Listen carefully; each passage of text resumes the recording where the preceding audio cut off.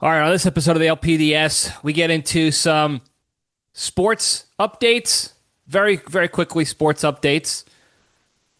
Some like current event updates, I guess. I don't know.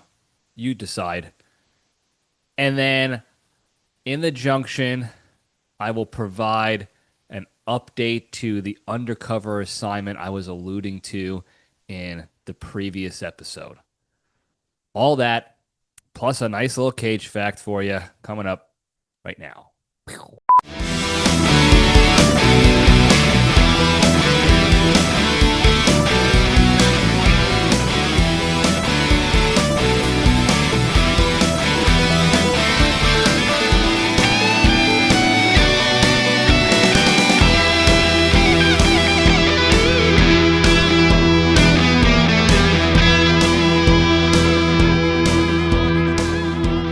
All right, Jabronis, we're back. Welcome back to the Libretti Podcast Diary Show. I'm your host, Libretti, the show that talks about nothing but tries to find the lessons in everything, and we have a good time doing it. At least I do. Hope everybody had a good week. Mine was not bad. Pretty uneventful. But I did, last weekend, I went to, I guess you could call it the baseball version of Topgolf almost. It is this place called Home Run Dugout. I don't know if they have it nationwide. They have it here in Texas. And it's like bar and grill. The food they serve is mainly sort of appetizer style. Sliders, chicken fingies, fries, nachos, stuff like that. And they got a bunch of booze on tap, beer and what have you. And then they have a full wiffle ball field, turf wiffle ball field. And then around the facility, around the field, the wiffle ball field, are these. It's actually climate controlled because it's hot in Texas, so it's indoors, but there's windows to the field, to the wiffle ball field outside. There are these mini tunnels that they look like the golf simulators that you see at the golf shops when you're testing out new clubs and what have you. It's like a golf simulator, except it's a baseball simulator. And you can set up the different stadiums you want. There's different particular styles of games. You could do like home run derby against your pals. You could just do points, different, I guess technically games, different style games that you could put in the little computer. And then you can also adjust the size of the field. So you can go Yankee Stadium, Little League size, and it'll be 200-foot fences, but it'll look like Yankee Stadium in the simulator. Or you can go full field and what have you. It's got a bunch of bats on each side, like a batting cage and a golf simulator combined. And then in the middle, it does a machined soft toss. So it shoots up a nice soft fat ball. It's a softball sized ball, but it's also tangibly soft, like an actual soft ball. So it's bigger than a baseball and not a real softball as far as regulation. It's like a foam softball that you can go and mash against the screen, and it gives you the analytics that you're looking for, the exit velo, the distance, all the points, and shows you where you hit it, all that good stuff. And it was a fun time. I went with the creature, and let me tell you something. Two things. One, it was a blast, and it really made me want to play again. The flip side of that coin, number two, was the next morning I realized how truly out of athletic shape I am in. I am not in baseball athlete sports style shape at all. I have some endurance because I still run, and I have some strength because I hit the gym every day and I lift weights. But as far as being athletically fit and ready to go, game ready, not there at all. My arms were sore like I just threw an entire game's worth of long toss. Like that's what it legit felt like, the same feeling I got after overthrowing, after, too much throwing throughout practices and games and stuff, like a week, 2 weeks straight with no days off of long toss and throwing too many times each day without giving your arm a chance to rest. That's what it felt like. The same sort of dull, aching pain in the shoulder and the bicep and even the forearm a little bit. That's what it felt like. And at first that was defeating for me. That was like, man, you're out of it. You're done for. Pack it in. You can't play. You're an old man now. But on the other hand, as soon as I got that negative self-talk out, I slapped myself upside the head, and I made it a point now. I have been making it a point now. I'm gonna get into semi-athletic fitness again, shape again. So I started taking a couple of dry hacks each day. I got a bat, take it outside, and I'll swing, warm up, slow swings, mechanically sound as much as I possibly can. As you know, I am not a pro baseball player. I never was. So my mechanics, they're only so good. They were good for me, though. So mechanically sound, and then I'll go a couple of, full force swinging, and then I'm going to increase that amount, and then I will probably buy a tee and a net for my yard and a bucket of balls, maybe some tennis balls, even like softballs, plastic, or even wiffle balls. It doesn't matter. I just want to get ball on tee swinging. And then I'm going to be doing some jumping rope to keep the Achilles tendon strong and the agility going, doing some more agility style exercises throughout the week a little bit. And it's for two reasons. One, because my ego couldn't take the after effects of going to the home run dugout with Creature and feeling like I just played 3 weeks straight. I couldn't do it. I can't allow myself to live like that. Ego-wise. I don't have that. I'm not that at that self-actualization. Hello. Self-actualization in my life where I can be like, hey, you don't need to be that fit anymore or that ready athletically. Just, you don't want to be stupid and hurt yourself. I'm not there yet. I am only at the point where I acknowledge that I don't have to be there athletically and that there's a higher risk of me possibly hurting myself if I don't do this intelligently. But I'm still going to do it. That's where I'm at with fighting my ego in this regard. The second reason is it's an excuse to maintain flexibility and mobility and fitness in a different way than I have been in the past several years, where I've just been doing standard lifting heavy things and putting heavy things down. Standard no-nonsense gym stuff. This is I can focus this on agility, mobility, longevity, which will help me in my older years.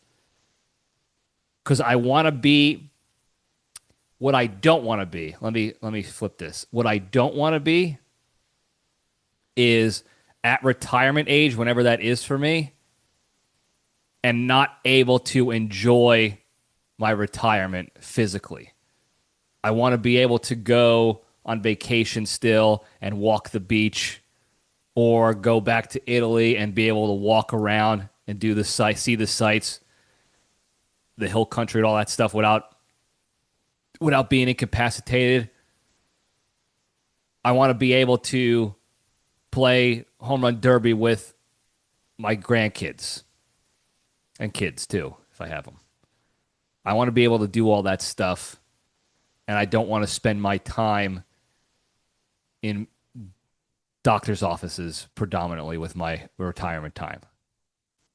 So using those two motivating factors, that's what I'm going to, that's the plan now moving forward. This was a fun event, a really fun activity that also sparked a little bit of something in me to get my ass in gear in a different way now, which I'm happy about.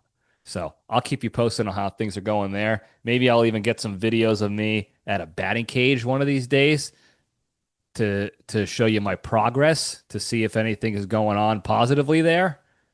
And I look, if I stink and I got the recording, I'll put that up too. I'm not embarrassed. There's plenty of footage of me stinking it up in life. Not mad about it.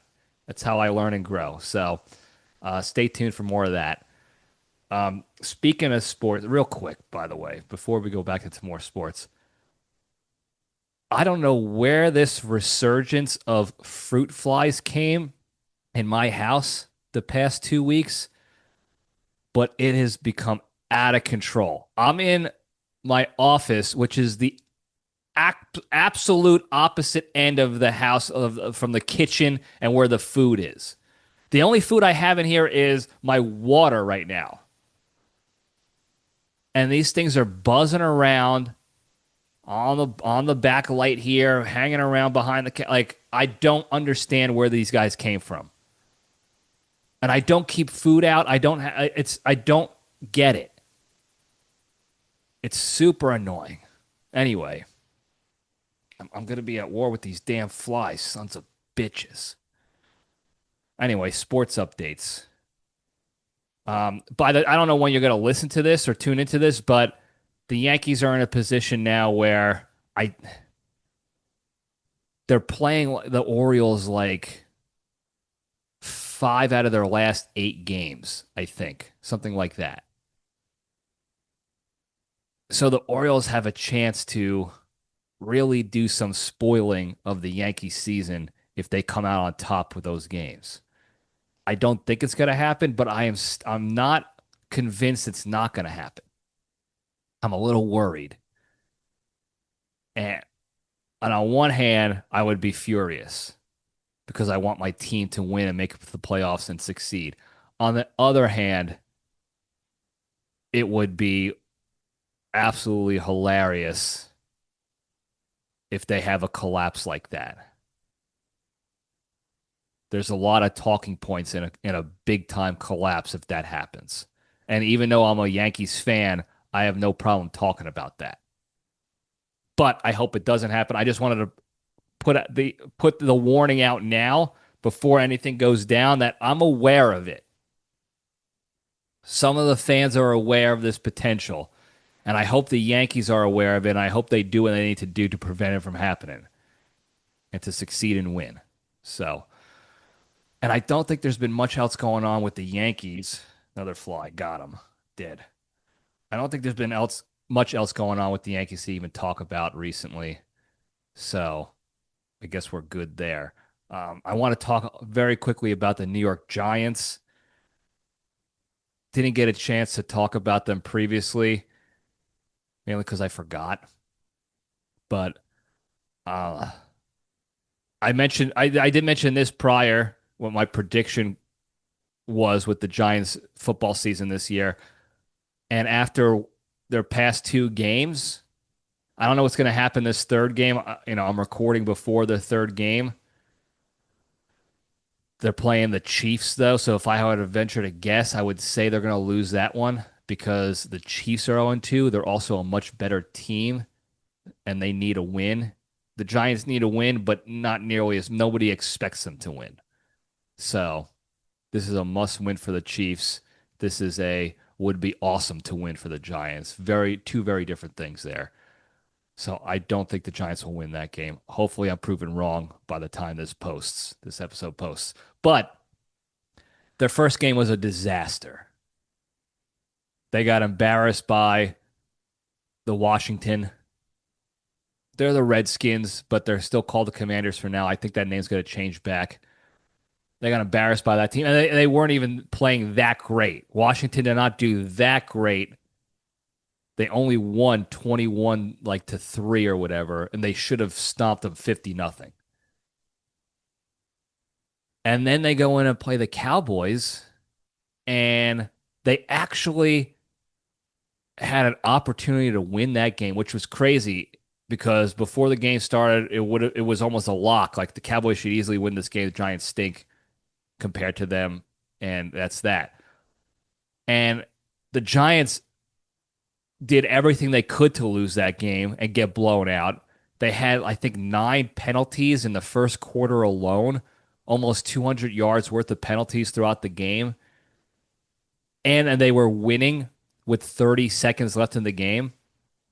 And then their defense does what the Giants defense historically does when there's a 2-minute drill and the game's on the line. They shit the bed. And the Cowboys tied it up, and then they won in an overtime. But offensively, there was some hope there. The Giants put up points. Russell Wilson put up numbies. I know a lot of people don't like Russell, who are Giants fans, because he's old, and my mom sees that he's old and just assumes that he stinks and he'll never be good, and she made sure she did everything she could to blame Russell Wilson for losing the game against the Cowboys because he threw one interception. But he was not the reason they lost that game. And surprisingly enough, I don't remember the offensive line losing the game either, besides the penalties they got. And regardless of the penalties, they were still in the game, the Giants. So a lot of their penalties were on defense too, I believe. So there is hope for the season, but still, because of their schedule, they're still very much in dangerous territory. Unless they show further proof that they're going to be okay, they're still very, very much in dangerous territory of going defeated this year. They're likely going to be 0-3 by the time you're tuning into this episode. And then I forgot who they play after that, but when you start racking up losses, you get into that slump mentality, that loser mentality where you're now playing poorly against teams you should be competitive against because you're almost giving up. You can't get out of your own way. Quicksand, as Shane Falco told us about in The Replacements. And so there is definitely a fear that the Giants find themselves in quicksand, even though they do have the potential to be okay this year. Last year, no potential. This year, some potential. But it's quickly going to fade if they don't find a way to sneak out at least one win. Or again, if they have a competitive game against the Chiefs and lose, like another overtime loss, but it's a good game, that would be helpful. Even if they lost, that would still be helpful for their motivation and getting out of that quicksand. So we're hoping for a win or a competitive game against the Chiefs. Anyway, that's all I got to say about that. Moving on. I only want to touch on the Jimmy Kimmel shenanigans for a quick second, and for one reason only. It has something to do with political beliefs or anything like that. It's, if you're not tracking, Jimmy Kimmel made some comments on his show that ABC and their parent groups did not like. They said they didn't want to have it. A lot of people are saying it was a joke. It really wasn't a joke. It was harmless. I don't think it was a big deal, but it certainly wasn't a joke. He wasn't doing a bit. It was definitely his opinion that he was pushing out on people, which is fine. Whatever. Like I said, it was innocuous in my mind. You just don't listen to it. And they told him, "Hey, you gotta cool it with this, or at least put in your next episode. You got to talk. Put out an apology for pushing out this incorrect information." And he said, "No, I'm not doing that. I'm not putting out an apology." In fact, I think his monologue that he wrote for the next show was like doubling down and even more against what his network wanted. So then they said we're suspending you indefinitely until we get this figured out. Now, everybody is up in arms about, canceling Jimmy Kimmel for free speech. Everyone was bitching about the Charlie Kirk stuff and violence against free speech. and this and that, but now they're doing the same thing, and the hypocrisy and cancel culture is back, and they don't like. I don't care about that. I personally, there's much more nuance to the whole situation that people aren't talking about. Certainly not the media, because they have to push their agendas and create that division, and which leads me to the real thing I want to talk about here is that this is not news. Okay? This is an example of something that's not really important that people are making important. The media and the politicians are making important to get us up in arms with each other. They're loosely connecting things to important topics like freedom of speech and cancel culture and political influence in TV networks and this and that. This is not any of that. This is propaganda they're pushing down our throats to get us to hate each other even more and to keep fighting with each other to pretend that it's important. This is not important.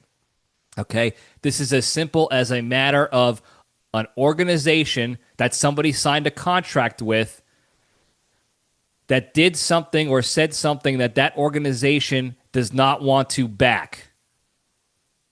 They don't want to support that right now. And according to the network's policy, the contract that they agreed upon, that organization has the con and has the authority to say, hey, we're not backing you on this one, so cut the shit. And then the employee said, I don't want to cut the shit. So they said, okay, well then you're not going to be able to do your job until you agree to no longer until you agree to cut the shit per our policy. And you don't have to like it. You don't have to agree with it, but the simplest of forms for whatever their reason. There's a whole lot of nuance behind the reasons why the network said all of a sudden, hey, we no longer want you to do this shit. There's a lot of different reasons and discussion points you could talk about it. It's not important for us. At the simplest level, it is an organization that somebody is employed by changing their policy or updating their policy and no longer saying, hey, we're not in your corner on this, and we don't want you representing our organization in this way right now or anymore. Who knows how long it would be. And that employee not agreeing to it. And I probably wouldn't agree to it either. Like I said, it was certainly not the worst thing he said on the air. I didn't think it was that big of a deal on both sides. I don't think it was a big deal that, he should have been suspended indefinitely, but I also don't think it was a big deal for him to just be like, hey, on his next show, hey, I'm not talking about this stuff anymore. My bad. Could have been handled through a negotiation, but that's a different story. Bottom line is, this is not something people should be getting up in arms about. Should not be a topic between friends. Oh, did you hear about Jimmy Kimmel? What do you guys think about that? And then you start, politically infighting with your friends and family over something so innocuous and unimportant. It is a late night TV show. We can move on. It doesn't directly affect us. And it doesn't really indirectly affect us. Again, the media and the politicians will do a very good job of aggressively connecting and doing mental gymnastics on our behalves to make it sound like this is an attack on freedom of speech, this is cancel culture, this is hypocrisy. They start doing this, and the next thing you know, you're not going to be able to speak out loud without getting arrested, and we should all care about this. It's none of that. It's not important. Okay? The only reason why we even know about it is because it was about a TV show that is on public TV that people watch. This stuff happens in organizations all the time. People go against policy and they get suspended or they have to apologize. That's all this is. This happened with Roseanne. This happened with Tucker Carlson and Fox. This happened with Gina Carano and Disney. They said stuff that their organizations didn't like, and they got canned for it. And nobody was really up in arms on the media or the politicians when that happened. What was the consensus? Hey, you work for that organization. You say stupid stuff, you get stupid prizes. You got to deal with the consequences of your actions. That's what this is now. Let's just move on. Don't ruin friendships and relationships with family members over something so friggin' stupid and unimportant in our lives. It's not that serious. It really isn't. If you take the step back and think about how it affects your sphere within your friends group, your family, your own income, it really doesn't. Unless you worked on the Jimmy Kimmel show. And then you can have that conversation with him personally behind closed doors to get that figured out. So I implore you, I beg of you, take the LPDS step back and move on with your lives. Move on from this stupid story. This is not news. There are wars going on. Okay, we got hurricane season coming up here soon in certain parts of the country. There's actual news that we can be listening to and taking in that is much more important, much more directly affecting us as a country and a people than that nonsense. It's gossip. That's TMZ, Entertainment Tonight gossip. That's where it should stay. Not on Fox or CNN. That's absurd. Anyway, that's all I got to say about that. Not that important. Sports is more important. To me, at least, anyway. We could talk about sports all day. Fight about sports with your pals. This shit's stupid. This other shit's stupid. Late night TV, I don't even know, like, who's watching that? Nobody cares about that anymore. So stop pretending to care about it now because you think it has some association with an actual important topic when it really doesn't. It really does not. So, and if you want to talk to me more about it, that's okay with me. We could do that offline. I could talk about how not really connected it is all day long. So, anyway, with that, let's just get into the good stuff. Step into the cage.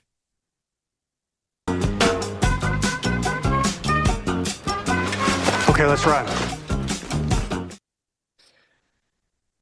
All right, today's Into the Cage segment is proudly sponsored by the Nolo Pumps athletic sneakers or cleats. Are you trying to go for gold but can never seem to get that final championship win and you're desperate for that glory just one time? To get yourself a pair of Nolo Pumps sneakers or cleats today. The Nolo Pumps are a non-patented shoe that comes with a guaranteed championship victory. All you have to do is take 2 pumps on the rear end of the shoe to activate the built-in clutch technology to secure the win and achieve that lifelong glory. And no one will know you took the pumps, so it'll be our little secret.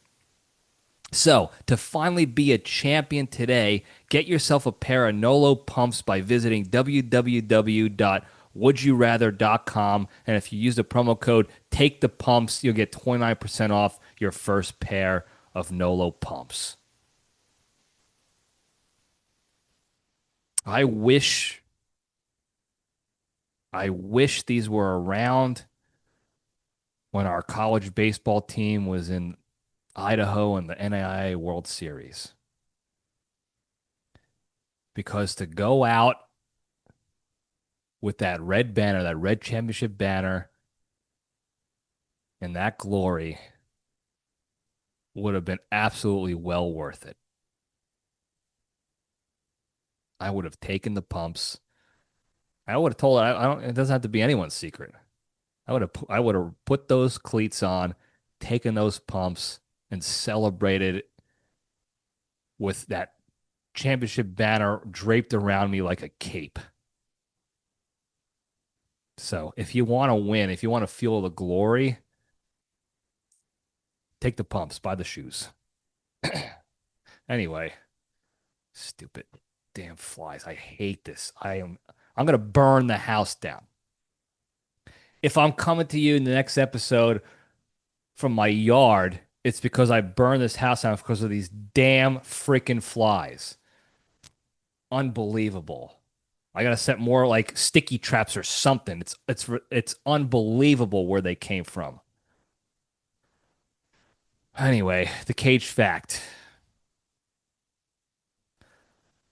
I think a lot of you have seen the recent Charlie Sheen documentary is out on Netflix now. I think it's Netflix or maybe HBO. I don't remember exactly where it's at, but it's public now. He's been going on podcasts to talk about it and stuff like that. He might even have a book out too, who knows. But one of the things he discusses is his friendship with the great one, NC, Nic Cage. And one of the interesting, controversial things about that was that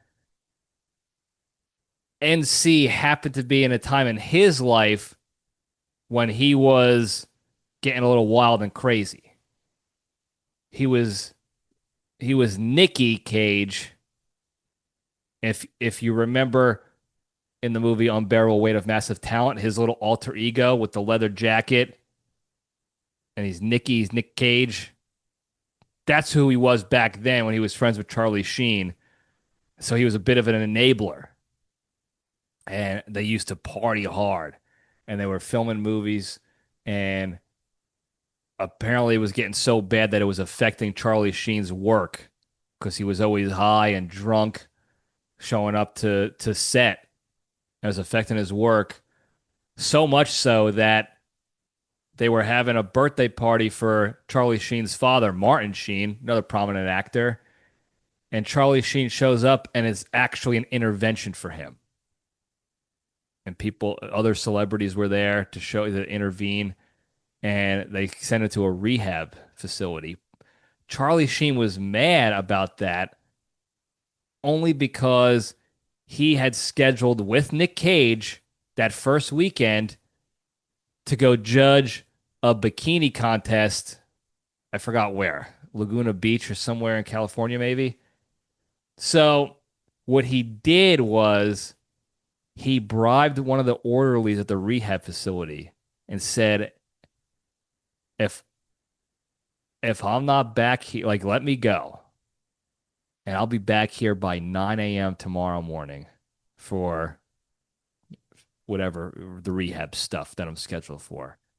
If you let me do that, I'll give you $1 million.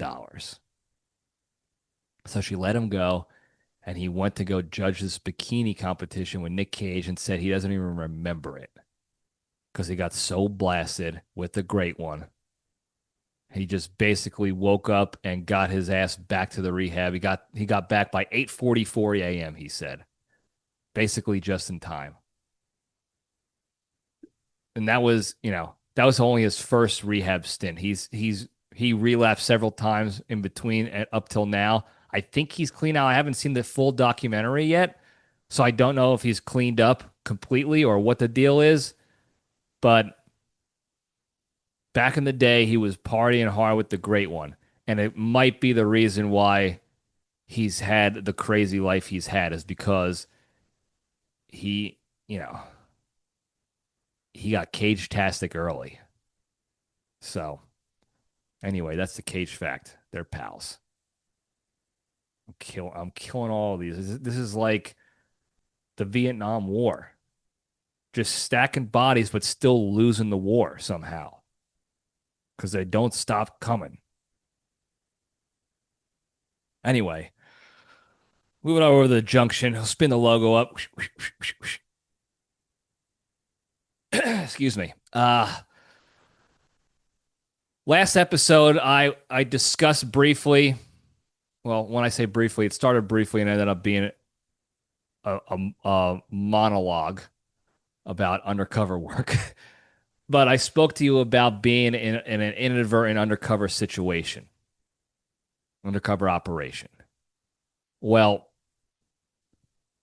I'm still in that undercover operation, But with the intelligence I've gathered and and the results of the operation so far, I can provide you the update on just what's going on with this whole thing.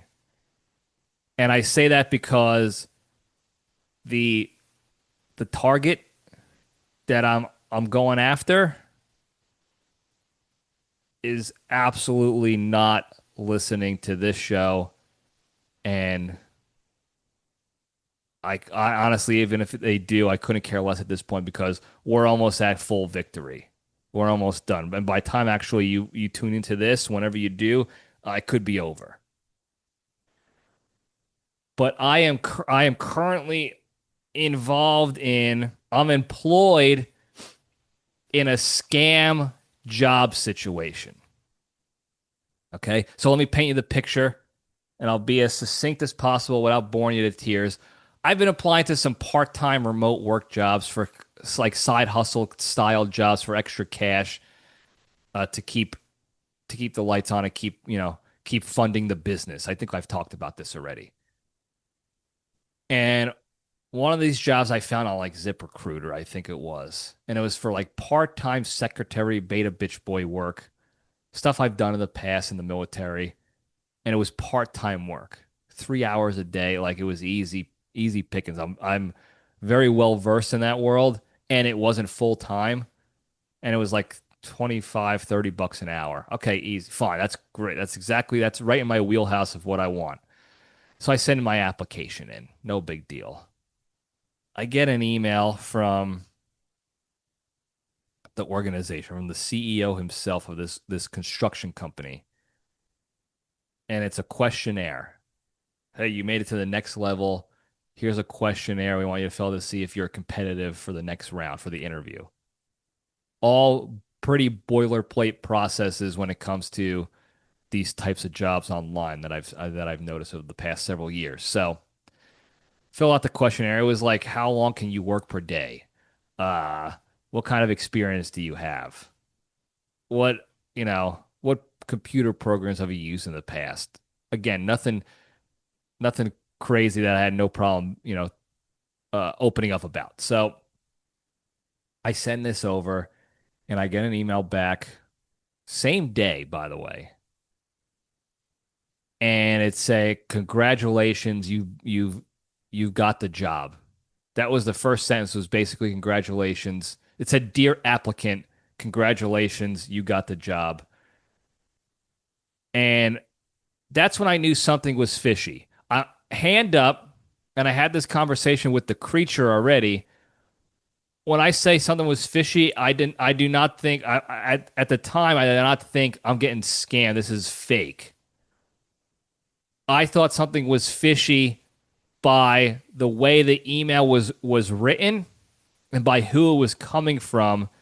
It seemed to me like the CEO of this company writing an email like this and doing the direct recruiting and hiring himself, like, this guy stinks. That's what I initially thought. I was like, this guy must be such a bad CEO, and that's why he can't keep assistants around, because he stinks so badly. He's doing all this stuff himself. Nobody wants to work for this guy. That's what I initially thought. And I'm reading the email, and it's grammatically nightmarish. Sentences don't make sense. Nothing seems to add up. It just looks like an incompetent buffoon is running this organization. But I was like, I don't care. Look, if they're going to pay me to do this easy work, no problem. So I'm not going to get into the details of the email specifically or the name of the company or anything like that right now, because it's still, technically active operation. So a little operation security here. But I assure you, nobody was reading this email and thinking, like, everything is fine, nothing to see here.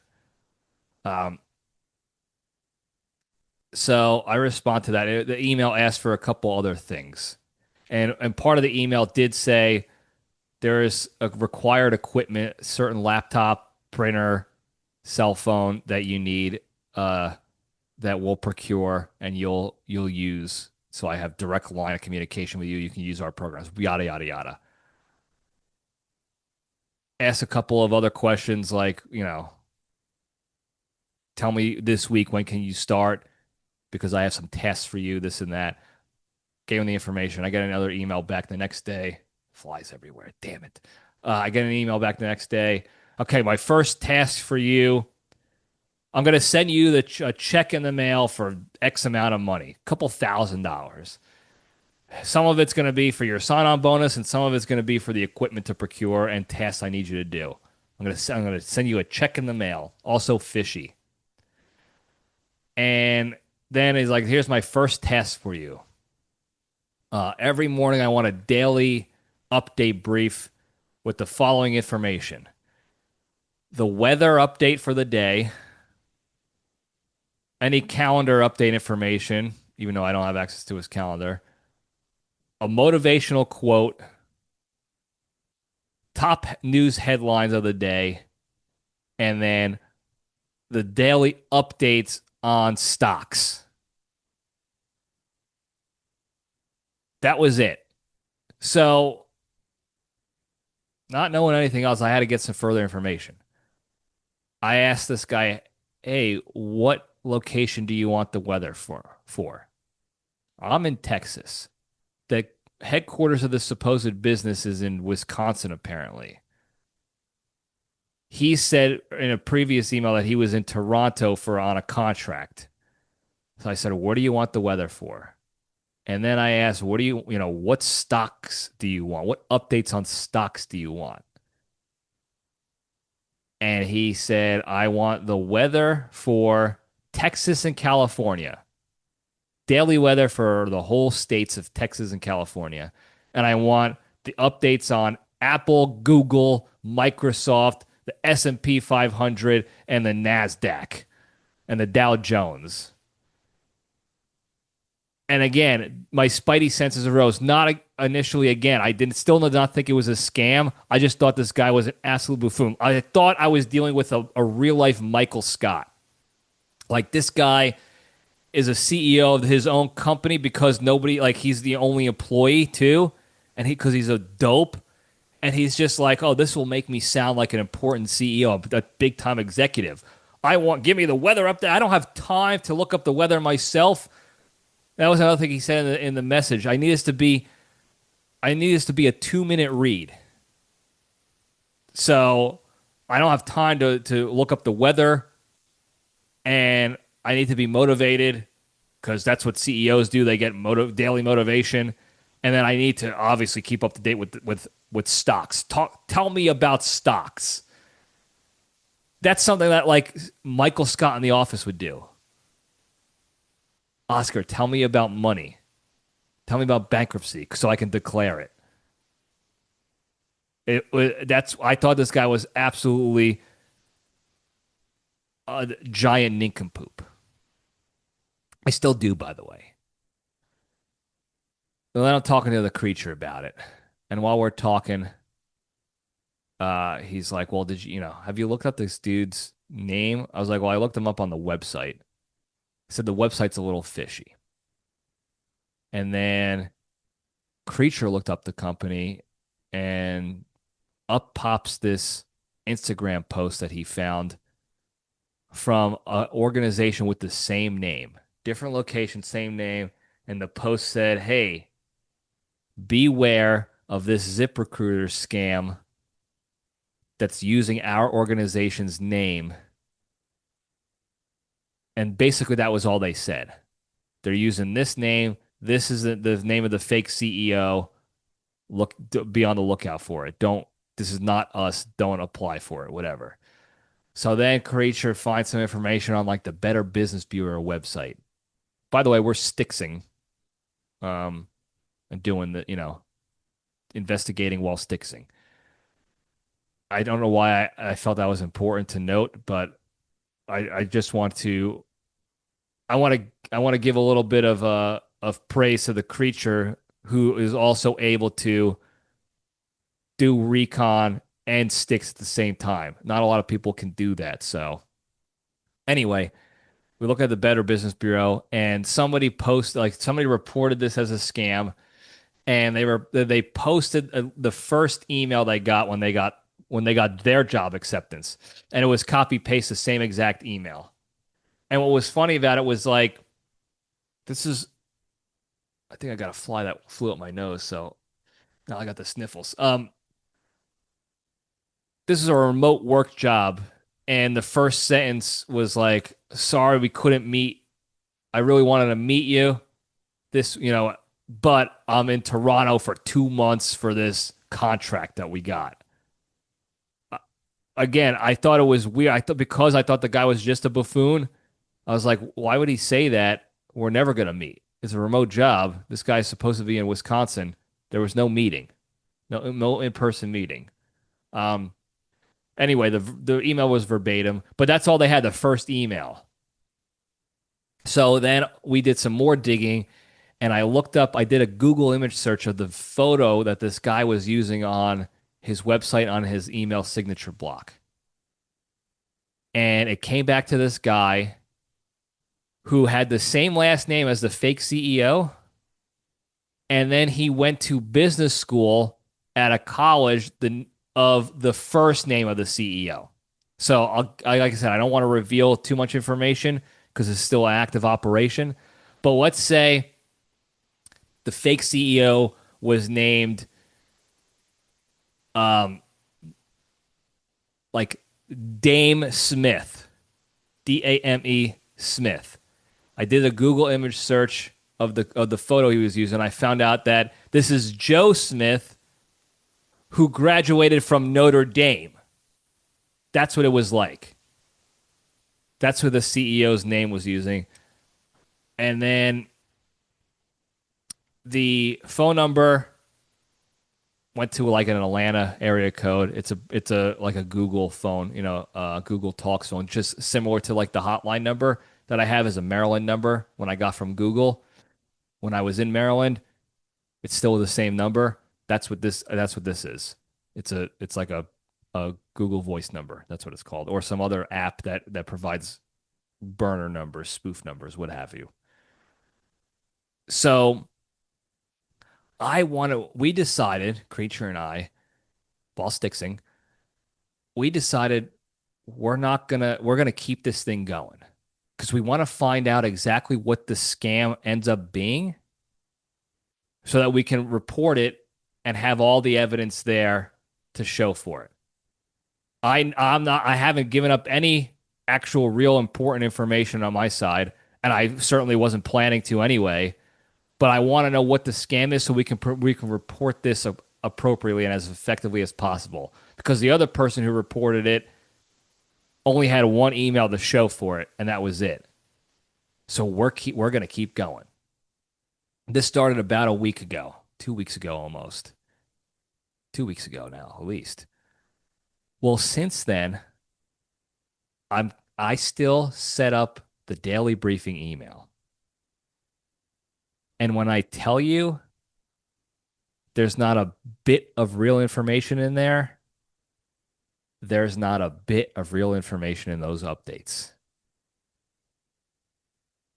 I don't know. I worked with ChatGPT to come up with a script to automate some weather updates and stuff per day. So I don't even know what it ends up saying. I get an email in the morning every day direct to me with this auto update, and then I copy and paste that into my email to this guy. And I stopped using real quotes. I started making up quotes that I have said in the past, my friends, characters in movies have said, and just put those in there. I think I had one that said, like, oh man, I forgot. There was one that I had Gandhi say, but it wasn't. It was like a quote that my brother said, like, my back rib hurts. Gandhi. And then I just put a bunch of weird numbers in the stock updates for Apple and Google. None of it's real. And the guy hasn't batted an eyelash about it. The only thing we've been talking about up until recently has been the issues he's having sending the check to me to procure the equipment for the job and for the tasks I need to do. And this is where I think the scam is going to happen. Because what I think is going to happen. So right now, he was supposed to mail the check, and within a day, he's like, "Oh, there are issues with check mailing lately, so I may need to wire transfer the money. I'll send you my bank information, and if that, and then we'll see from there." What I think is going on is if this check never shows up, if I tell him in the next couple days, "Hey, it's been over a week, I never got this check," he's going to give me fake account information and say, "Hey, put this in and set up a wire transfer, request money from that, and let me know." So that way he's going to get some of my bank information that way, or it's going to fully fail because it's fake bank account info. And then he's going to say something like, "Okay, well, give me your information and I'll wire it from my end to you." And then he'll have my bank information and that'll be that. Which obviously is not going to happen. I already offered him up. I said, "Hey, why don't we just do Venmo? I have your phone number. I can look you up." And he goes, "The issue there is that I don't use Venmo or Zelle or Cash App." And I was like, "Well, you can start using it and we don't have to give up any of our information." I didn't say that specifically, but he's very hard up on the check mailing and the wire transfer. So, excuse me. It's been several days now where I send him the update and I ask him, "Hey, you need anything from me?" He goes, "Nothing." And then I tell him again, "Need anything from me?" "Nothing." There was a couple days where he didn't answer at all, and I sent him text messages to his fake number, and he finally responded. But now he just said, "I don't need anything from you until you get the check in the mail." So I'm going to continue each day. I'm going to provide that daily brief, and I'm going to give him an update on the check status, which is not going to come. So that's where we're at now. Again, by the time this record, like by the time this actually posts and you guys hearing this update, it could be over.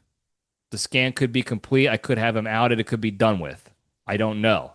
Things could move that quickly. But I'll keep you posted. Ideally, in an ideal world, I get a check in the mail and I deposit it and then I call out the scam and get away scot and everything is hunky dory. Realistically, that's not going to happen. But at the very least, if I can get the intel to bolster the Better Business Bureau scam report, that can get him shut down a little bit quicker, hopefully. And maybe they can lead to an identification of who this clown really is. It's likely somebody of foreign descent overseas based on when they email me and the language in the emails and how they respond grammatically and things like that. It leads me to believe that this is somebody whose English is not their first language, or they're just using a translator altogether. And the timelines of when they're responding to emails lines up with somebody in a very different time zone. So I'll keep you guys posted. If you have any ideas to really get to the heart of the matter and get some information and elicit needed intel from this person, I'm all ears. DM me, hit the hotline 202-670-1114. If you don't want the hotline call specifically to be on the air, make sure you mention that up front. But otherwise, let me know, and I'll give it a whirl. If you have good quotes you want to send me, send them over, and I'll add them in there, and we'll see see how he responds if he's even reading them. So, and that's all I got to say about that for now, at least. Stay tuned. We're deep undercover. I'm a little bummed I guess it's not the only thing. It's not all I have to say about it. I'm a little disheartened because I that is a part-time position that's up my alley right now. Easy money, as they say. It'd be helping out their business, obviously, and be helping out my bottom line so I can continue funding Spearhead until I get more clients to fund itself. But I'm trying to make the most of this situation and help out, help out the Better Business Bureau in general, the business world, and other employees, future employees, potential employees, applicants, if you will, from dealing with stuff like this. Because that's another kind of shitty thing about it is like, I don't need this particular job. It'd be hugely beneficial to me right now, but there are people out there who would be applying for a job like this that need it to put food on their table and to keep their families from living on the streets in some different parts of this country. So it's just shitty that it's out there and somebody's trying to take advantage of people in that regard, in any regard, really. But this could be, somebody else could have applied right now at the same time as me and getting suckered as we speak. So I hope I can provide some sort of closure to this whole thing and get this actually stopped, from the inside, if you will. But again, I'll keep you posted. And now that's all I have to say about that. Got another fly, by the way. If you're watching in YouTube land, I got another one. Before we go, very quickly, the big three, the 3 pillars to staying strong and being a better, happier, kinder, healthier, less stressed, more genuine human being, and being able to spread that positivity and goodness to all those around you throughout the land. Number 1, exercise every day. Do something every day to improve your health, fitness, and wellness physically, mentally, or emotionally. Number 2, the toughest one to do, don't be a shitty person. Be a kind person. When the opportunity arises to be negative or shitty or divisive or chaotic, take the LPDS step back, detach from those emotions that are driving you towards that, and remove yourself from the situation.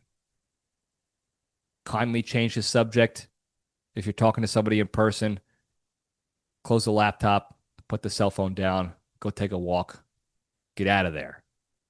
Okay? Because by getting out of the negative, physically and mentally and emotionally, really, you're minimizing the shit and negativity going on in the world around you, in your world, and you're allowing yourself now the capacity to go focus on more positive, productive things with your lives, like exercising and enriching yourself.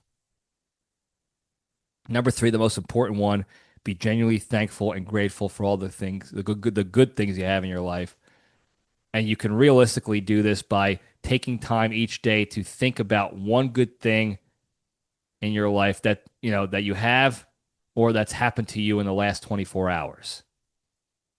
And think about what your life would be like without that, if that didn't happen, or if you don't have that thing, and how shitty things would be. And that will immediately put you in the state of gratitude. Then you can go act on that. You can go use that state of gratitude by going and paying it forward or something, or being kind to others, whatever it is. Okay? And by doing these 3 things a little bit each and every day, getting yourself healthier, removing the negativity in your lives, minimizing the negativity in your lives, showing gratitude, focusing on gratitude, living in gratitude. You do these a little bit each and every day, more and more each day.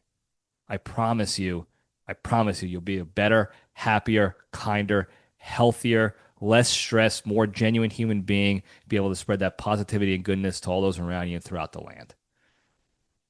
Thank you guys again for tuning in. Don't forget to like and subscribe. Put your notifications on. Tell your friends and enemies. Hit that hotline, 202-670-1114.